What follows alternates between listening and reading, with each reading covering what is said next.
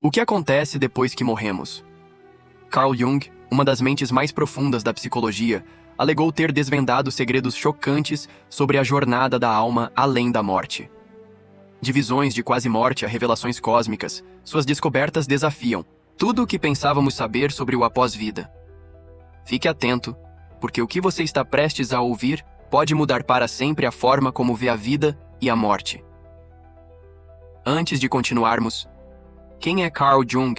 Se você é novo por aqui, por favor, inscreva-se no nosso canal se achar valor neste vídeo. É uma ótima maneira de nos apoiar e nos incentivar a criar mais conteúdo de qualidade. Isso não é uma história sobre religião, não é um sermão, não é uma palestra, nem a fantasia de um esotérico. Esta é a história de um homem que certa vez ultrapassou o que chamamos de vida e voltou com respostas. Seu nome era Carl Jung, e ele viu o que muitos de nós apenas intuímos no silêncio da noite, quando tudo o que é externo desaparecer, resta apenas uma pergunta. O que vem depois, Jung? Não era um místico no sentido usual. Ele não buscava fama, não construiu um culto, não prometeu salvação. Ele era um brilhante psiquiatra suíço com olhos penetrantes e um comportamento reflexivo. Mas em 1944, algo aconteceu que mudou sua vida e pode muito bem mudar a sua também. Começou com um infarto. Enquanto Jung jazia em seu leito hospitalar, pairando entre a vida e a morte, algo extraordinário aconteceu. Sua consciência saiu de seu corpo. Não como fantasia, não como meditação, mas de verdade. Eu senti que tudo estava sendo removido, escreveu ele mais tarde. Tudo o que eu almejava, desejava ou pensava.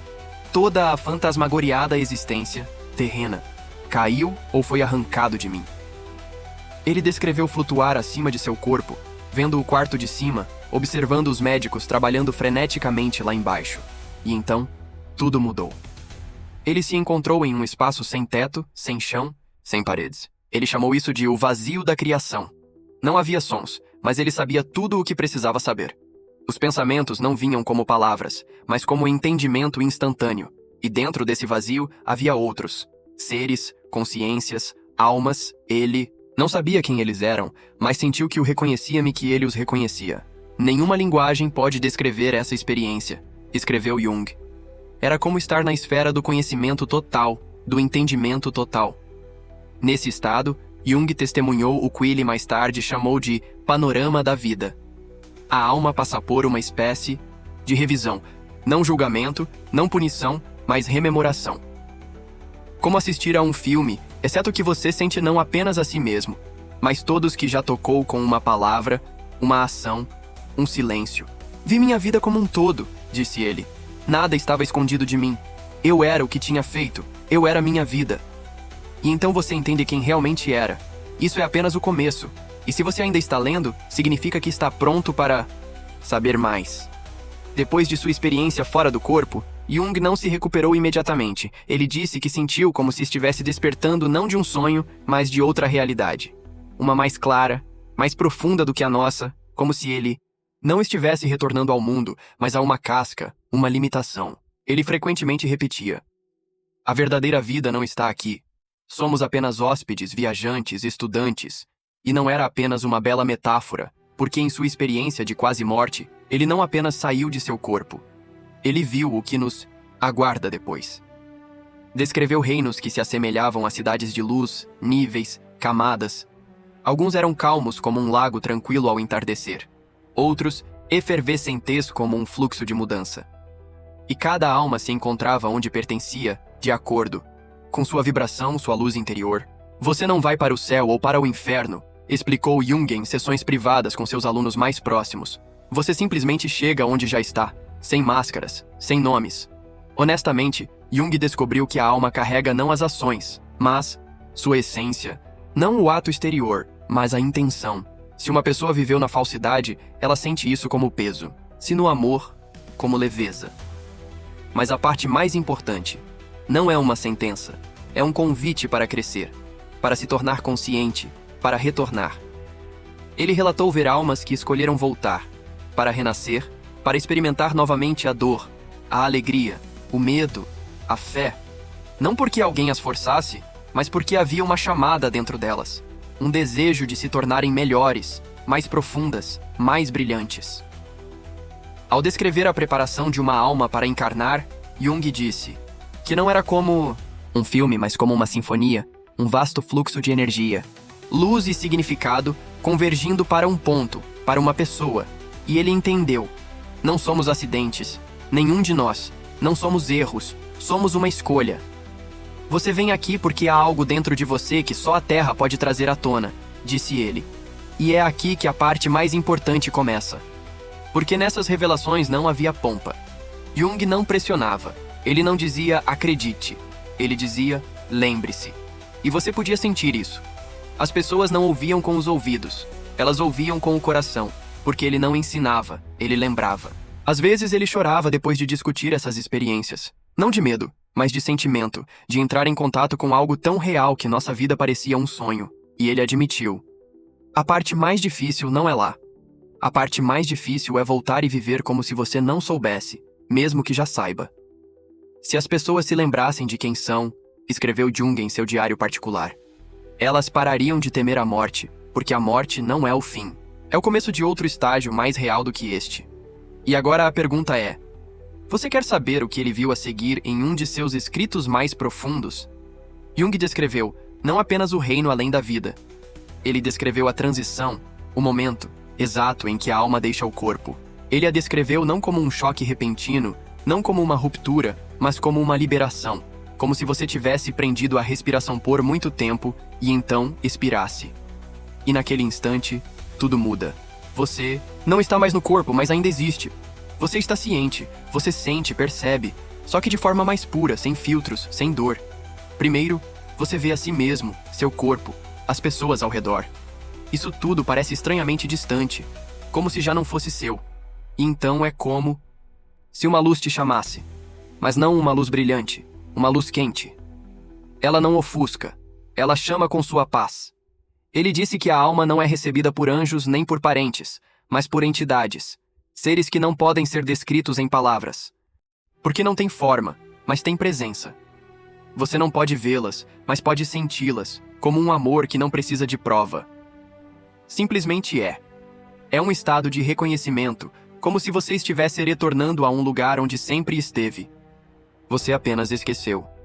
Jung disse: o principal não é apenas o encontro, é um momento de verdade. Não há julgamento ali. Não há punição. Eles mostram sua vida inteira como na palma da mão. Mas não os eventos, e sim os sentimentos. O que você sentiu, o que os outros sentiram ao seu redor. Tudo o que você já enviou ao mundo volta para você, para que você entenda.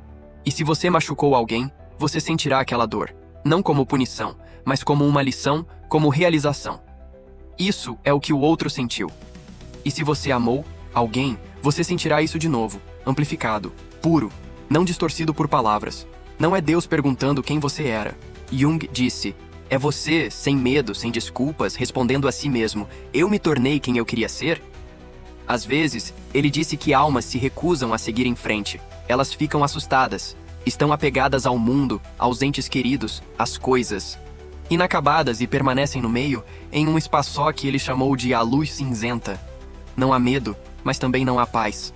É como um corredor sem porta, até que você decida avançar ou voltar. Mas o que veio a seguir foi ainda mais surpreendente. Jung descreveu níveis, lugares para onde a alma vai dependendo do que acumulou em vida. Não riqueza, não status, mas luz, a pureza da intenção, a capacidade de amar mesmo quando dói. E cada um desses níveis não é um lugar. É um estado, uma vibração. Você não acende. Você se lembra de quem você é e por isso se torna. E aqui sua voz se tornava especialmente suave, como se ele quisesse dizer algo que não deveria ser falado em voz alta. Mas ainda assim ele disse: além desses níveis, há silêncio. Mas não um silêncio vazio. É como o suspiro do universo. Não há formas, nomes, memória de quem você foi. Há apenas essência, apenas a alma em sua luz original. Não posso descrever isso em palavras, confessou Jung a seus alunos mais próximos. É como retornar à fonte de tudo, a um lugar onde você e o inconsciente coletivo não são dois, mas um. Mas para alcançar esse lugar, é preciso passar pela liberação, e isso nem sempre é fácil, porque mesmo depois da morte, seguramos ressentimentos, desejos, nossa imagem do eu. E cada âncora dessas é como um peso que impede a alma de subir. Jung viu como algumas almas vagavam porque não conseguiam se perdoar, outras por não conseguirem perdoar o mundo, e algumas porque temiam ser esquecidas, que suas vidas não significassem nada. Então, entidades apareciam, ajudantes, não como salvadores, mas como lembretes. Você é mais do que pensa, e não está sozinho. De acordo com Jung, muitas almas querem voltar, apesar de toda a dor da vida terrena, porque lá no outro lado elas de repente se lembram. A vida não é sofrimento. É uma chance. É uma oportunidade de amar, de crescer, de se lembrar. A alma não retorna para sofrer. Ela retorna para se tornar. Nós não somos aleatórios, disse Jung. Ele viu como as almas escolhem suas futuras vidas. Elas escolhem seus pais, seu país, sua época, até seus desafios. Não como vítimas, mas como planejadoras, como atores em um drama cósmico de autodescoberta. Esta foi a maior revelação de Jung. Nós não somos aleatórios. Nossa dor não é aleatória. Nossos encontros não são aleatórios. Tudo o que nos acontece reflete o que trouxemos conosco, o que quisemos enfrentar, o que quisemos lembrar. Você não é um corpo buscando significado. Você é significador que veio para um corpo. Às vezes, Jung falava em enigmas, como se não pudesse revelar tudo, como se soubesse que nem todos estavam prontos. Mas nessas frases havia algo que tocava uma corda sensível. A verdade não está no que acontece depois da morte, mas no que você faz enquanto está vivo. Não há morte, apenas uma mudança de cômodos. A parte mais difícil não é morrer. A parte mais difícil é ser você mesmo. E então começou a parecer que ele tinha visto não apenas o após-vida, mas um mapa. Um mapa da alma com estradas, encruzilhadas, lugares onde nos esquecemos de nós mesmos e lugares onde finalmente nos lembramos. Um dia, Jung disse: a maior dor da alma não é a perda do corpo, é o esquecimento de sua natureza. Ele afirmou que a maioria das pessoas vive como se estivesse em um sonho, porque tem medo do que verá quando acordar. Mas acordar, esse é o verdadeiro propósito da encarnação. Ele não estava interessado em religiões, dogmas ou sexo. Ele falava de algo simples. Seja a luz, mesmo que esteja no escuro. Jung afirmou que a alma nunca se perde. Mesmo que morramos com medo, mesmo que estejamos confusos, ainda assim somos encontrados.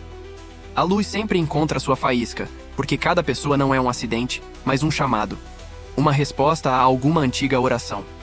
Em um de seus últimos escritos, Jung disse: eu vi uma alma retornando à luz e ela chorou, não de dor, mas de reconhecimento, de perceber o quanto havia subestimado a si mesma na vida e o quanto foi amada o tempo todo. Jung disse que cada um de nós tem um convite, um momento em que a realidade parece rachar e a luz atravessa a brecha, e tudo o que se exige de nós é não fugir, mas parar e dizer: eu ouço. E se você leu até o final, talvez este seja o seu momento. Não uma coincidência, nem apenas palavras na tela, mas um sinal de que você já está a caminho de casa.